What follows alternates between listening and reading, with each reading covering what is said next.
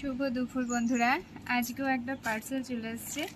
এই পার্সেলটা হচ্ছে খুবই স্পেশাল, সেজন্য আমি এটা শেয়ার করছি।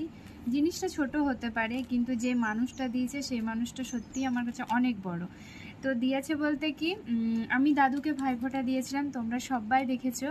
তো দাদু যে টাকাটা দিয়েছিল, দাদু আমাকে বলেছিল তুই কি নিবি বল আমার কাছ থেকে, শাড়ি বা অন্য কিছু, চুড়িদার কিছু হোক। আমি দাদুকে বললাম আমার কিছু চাই না। তো দাদু আমায় দিয়েছিল, টাকা দিয়েছিল, মানে দিয়েছিল, যা দিয়েছিল মানে ভালো জিনিসই আমার একটা হতো। তো ওখান থেকে আমি সামান্যটুকু টাকা নিয়েছিলাম দাদুর কাছ থেকে। দাদুকে বললাম আমার ফোনের কাভারটা ফেটে গেছে, তো সেজন্য দাদুকে বললাম যেটা আমার কাছে সবসময় থাকবে সেরকম কিছু একটা জিনিস তুমি দাও। কারণ দেখো বয়স্ক মানুষ, তোমরা দেখেইছো আমার দাদুকে, তো তার একটা স্মৃতিচিহ্ন। এবার ধরো এই বছরে পেয়েছি, চাই আমি সবসময় দাদু থাকুক, কিন্তু সবাই তো সবসময় থাকে না, বলা যায় না মানুষের।